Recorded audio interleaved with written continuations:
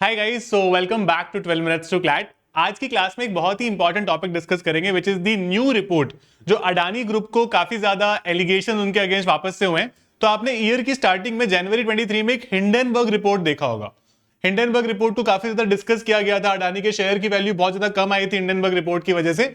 आज उसी से रिलेटेड एक रिपोर्ट है, मतलब उसी तरीके के एलिगेशंस, उसी तरीके की प्रॉब्लम्स जो अडानी ग्रुप की जो कंपनीज हैं उनके साथ हाईलाइट की गई है by this particular organisation called OCCRP. तो मैं आज इस क्लास में डिस्कस करने वाला हूं as to what are this issue.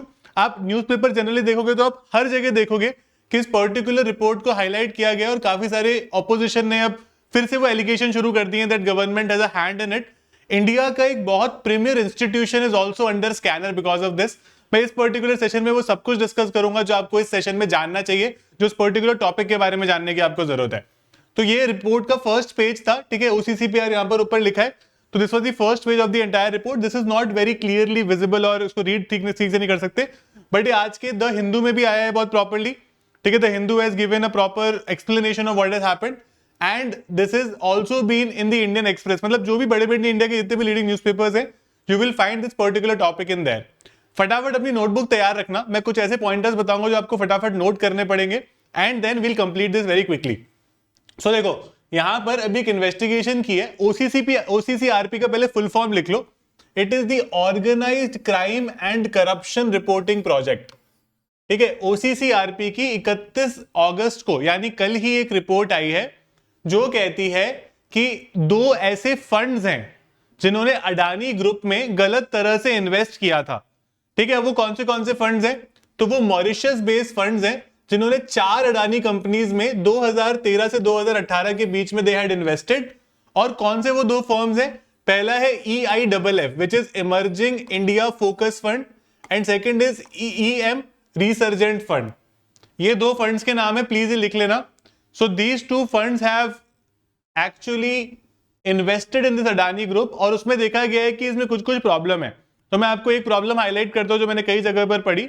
So Vinod Adani is Gautam Adani brother, ठीक है। तो विनोद अडानी के अगेंस्ट एलिगेशंस हैं कि इन्होंने अपनी कंपनी को कोई दूसरी कंपनी को यूज करते हुए बहुत सारे फंड, अलग अलग फंड्स के थ्रू, जो अलग अलग जैसे इस तरीके के जो फंड्स होते हैं ना, इनके थ्रू बहुत सारा पैसा अडानी ग्रुप में डाला, ठीक है। अडानी ग्रुप के जो शेयर की वैल्यू है वो बहुत ज्यादा इन्फ्लेट हो गई। सेबी के कई सारे रूल्स हैं जो यहां पर फ्लाउट किए गए हैं, जो मैं थोड़े बहुत आपको आगे जाकर डिस्कस कर लूंगा। तो यहां पर जो दो की फॉरेन इन्वेस्टर्स हैं उनके, मतलब दो अलग अलग जगहों से है वो। One is mister Nasser Ali Shaban Ali and second is Chang Chung Ling from Taiwan, ठीक है। तो एक यूएई से है mister Nasser Ali and Chang Chung Ling from Taiwan. ये दो मेजर इन्वेस्टर्स हैं जो कि जिन्होंने पैसा यहां पर इन्वेस्ट किया था। अब इन फंड्स ने कैसे पैसा इन्वेस्ट किया था? So they invested this money through a Bermuda based investment fund called global opportunities fund. इन फंड्स ने, इन लोगों ने इस फंड के through, GOF global opportunities fund के थ्रू सारा पैसा इन्वेस्ट किया था अडानी में 2013 से 2018 में, which is considered violative of rules. मैं आपको आगे जाकर और भी समझाऊंगा कि कैसे वायलेटिव ऑफ रूल्स है और हुआ क्या है and why has it, you could say, led to so much hue and cry. पहले समझते हैं कि ओसीसीआरपी है क्या। तो OCCRP was founded in 2006 by these two people. There was an American investigative journalist called Mr. Sullivan and a Bulgarian journalist called Paul Radu. ठीक है, तो सुलिवन और पॉल राडू ने इसको शुरू किया था। फिर पहले इसको यूनाइटेड नेशन से फंडिंग मिलती थी। तो जो यूनाइटेड नेशन डेमोक्रेसी फंड है ना, वहां से इसको फंडिंग आती थी और उन्होंने अपना ऑफिस पहला ओपन किया था Sarajevo. Sarajevo is the capital of this country called Bosnia and Herzegovina, ठीक है। बोस्निया हर्जेगोविना का कैपिटल है सराजेवो। वहां पर दे हैड स्टार्टेड वर्किंग, वहां पर उन्होंने एक तरह से अपना पहला ऑफिस खोला था। तो धीरे धीरे करके not become a big company, 6 journalist से शुरू करके दे बिकम 150 जर्नलिस्ट। एक कंट्री में शुरू करके now they have gone to 30 countries. तो काफी बड़ी कंपनी है and it comes with these kinds of reports, ठीक है। आप कई बार देखोगे, इनफैक्ट अडानी ग्रुप के बाद जो इंडिया का वेदांता ग्रुप है, ठीक है, वेदांता ग्रुप के अगेंस्ट भी इनके आज काफी सारे एलिगेशंस आए हैं और उस पर भी हम एक अलग से सेशन करेंगे जब उस पर हमें और ज्यादा इंफॉर्मेशन मिलेगी तो, राइट। तो ये काफी देखो अलग अलग टाइप की जो इन्वेस्टिगेटिव जर्नलिस्ट ऑर्गेनाइजेशंस होती हैं।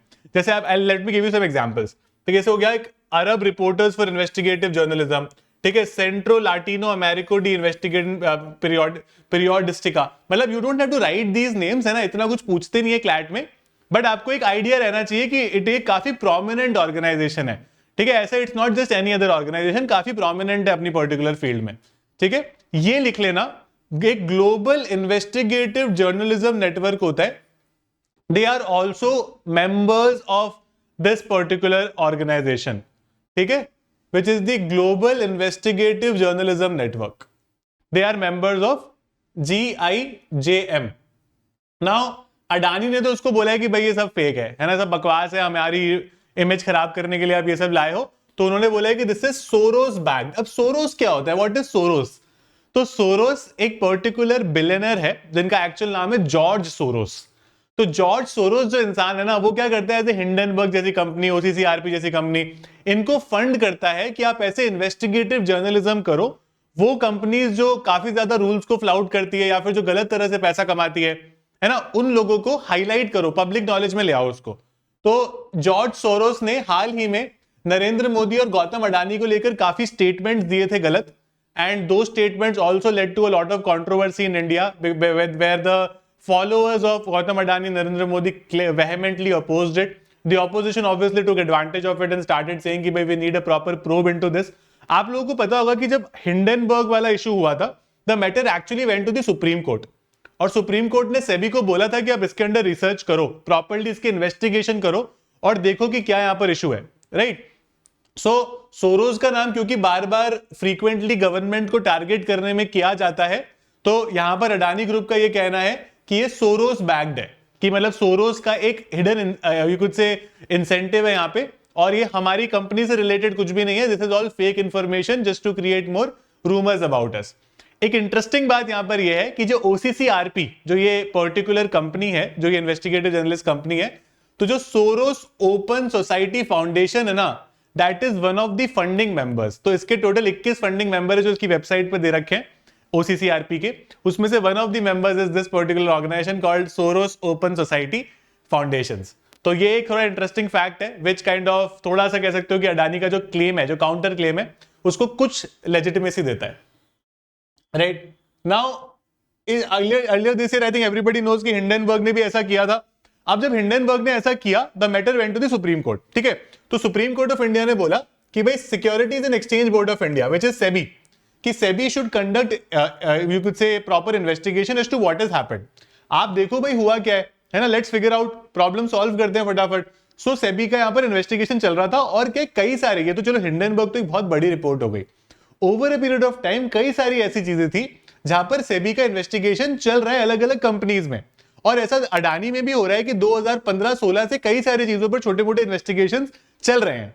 तो अभी इस रिपोर्ट ने एक बहुत जबरदस्त चीज हाईलाइट करी है, मैं पहले आपको बता देता हूं कि ऐसा माना जाता है कि जो ओसीसीआरपी का जो रिपोर्ट है, वो यहां तक बोल रहा है कि जो रेवेन्यू इंटेलिजेंस डिपार्टमेंट है, ठीक है, डायरेक्टरेट ऑफ रेवेन्यू इंटेलिजेंस है, और जो सेबी चीफ है, उनके बीच में जो बातचीत हुई है, चाहे वो ईमेल्स के थ्रू हुई हो या जैसे भी हुई हो, उसको भी यहां पर रिवील किया गया है।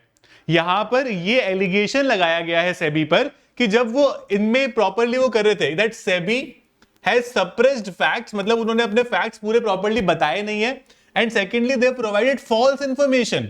सेबी इज वन इंस्टीट्यूशन जो सरकार का इंस्टीट्यूशन है, जिसके बारे में आपको काइंड ऑफ श्योर रहना पड़ता है कि भाई सेबी ने अगर कोई रिपोर्ट निकाली है, so that has to be a legitimate report. But इनका ये मानना है, ठीक है, वो बोल रहे हैं कि उस समय के जो सेबी के चेयरपर्सन थे, ठीक है, जो सेबी के चेयरपर्सन थे, उन्होंने अडानी की इन्वेस्टिगेशन को आगे बढ़ाने के बजाय उसको कैंसिल कर दिया, उसको खत्म कर दिया इन्वेस्टिगेशन को, ठीक है। तो everything was just buried under the ground and there was nothing that was brought forward. उसके बाद में अभी वो जो पर्टिकुलर पर्सन, तो उनका नाम मैं आपको बता देता हूं, he is that person mister UK Sinha, ठीक है। मिस्टर यूके सिन्हा की बात मैं आपसे कर रहा हूं। तो आप सबको पता होगा कि 2022 में Adani had bought the majority stake in NDTV. काफी सारे लोगों ने इसको अपोज किया था, इंडिया का जो प्रेस फ्रीडम इंडेक्स आता है उसमें हमारी रैंक काफी कम हो गई थी इस वजह से।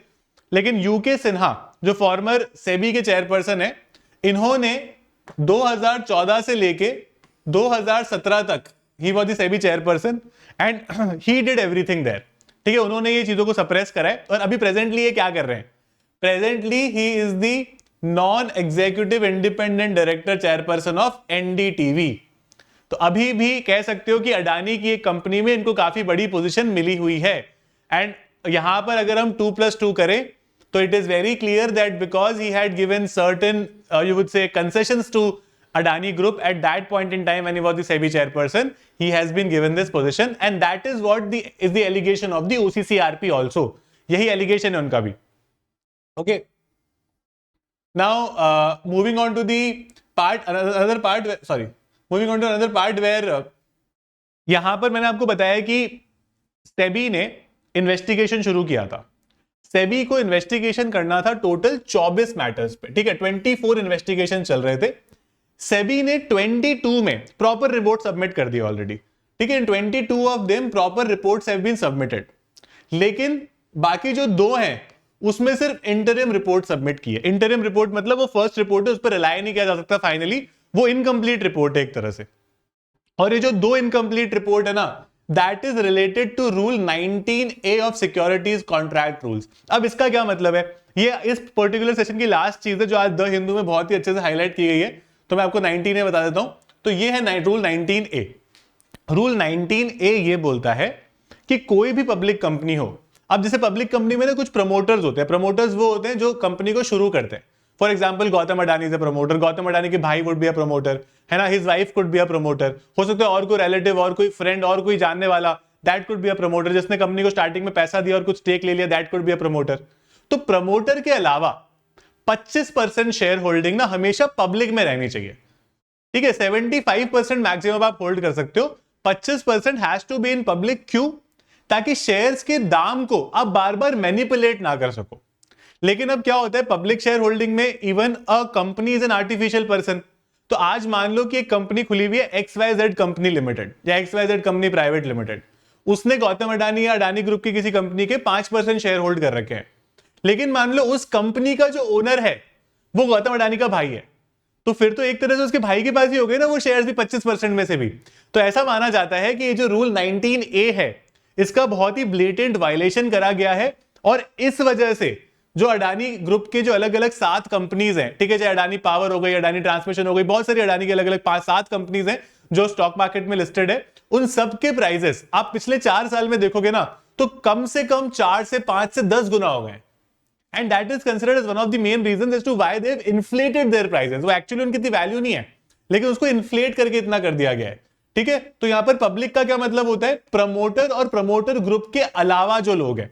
जैसे आपका स्पाउस नहीं हो सकता, ठीक है, आपके पेरेंट्स नहीं हो सकते, ब्रदर सिस्टर चाइल्ड नहीं हो सकते. ठीक है, it has to be somebody else. General public भी हो सकती है, आप और मैं भी हो सकता है. ठीक है, हम लोग जो जनरल शेयर्स में इन्वेस्ट करते हैं, मान लो अगर आपके पेरेंट ने किसी ने अडानी ग्रुप के शेयर्स में इन्वेस्ट किया, you will also fall in that 25% category. Right. तो ये 25% थ्रेशोल्ड इसलिए रखा गया है ताकि स्टॉक मार्केट का प्राइस डिस्कवरी ठीक से हो सके और 1 या 2 इंसान मिलकर पूरी कंपनी के प्राइस को मैनिपुलेट ना करें. बिकॉज उनके हाथ में अगर सब कुछ हुआ तो बहुत ही आसान हो जाएगा. तो ऐसा माना जा रहा है कि 19A रूल को बहुत बुरी तरह से फ्लाउट किया गया है. Right. Another very important thing is, यहां पर ये जो आपके ब्रदर सिस्टर स्पाउस है ना, इनकी अगर कोई सब्सिडरी एसोसिएट कंपनी है वो भी इसमें शेयर होल्डर नहीं हो सकती. ठीक है, that also can not be a share holder. तो इस पार्ट को काफी ज्यादा फ्लाउट किया गया इस पर्टिकुलर इशू में. सो आई होप ये सबको समझ में आया होगा what is the Adani issue. कोई भी डाउट हो प्लीज कमेंट बॉक्स में मेंशन करो, we'll take it from there. And this is one of the very important issues because Adani के आसपास काफी सारी चीजें चलती रहती है और गवर्नमेंट यू कुड से काफी ज्यादा आप कह सकते हो अगले साल इलेक्शन है तो काफी स्कैनर में आती है बार बार. और यहां तो गवर्नमेंट का एक डिपार्टमेंट विच इज सेबी, जिसको सुप्रीम कोर्ट ने इन्वेस्टिगेशन करने के लिए बोला है, वही क्लियरली स्कैनर में आ गया है. Right. So let's see how it goes. जो भी आगे इश्यूज आएंगे और जो भी आगे इसमें डेवलपमेंट्स होंगे वो मैं आपको बताता रहूंगा. आप लोग भी न्यूज़पेपर से फॉलो करते रहना. So far that is it for this session. Thank you so much for following me and keep following 12 minutes to CLAT. Thanks a lot guys.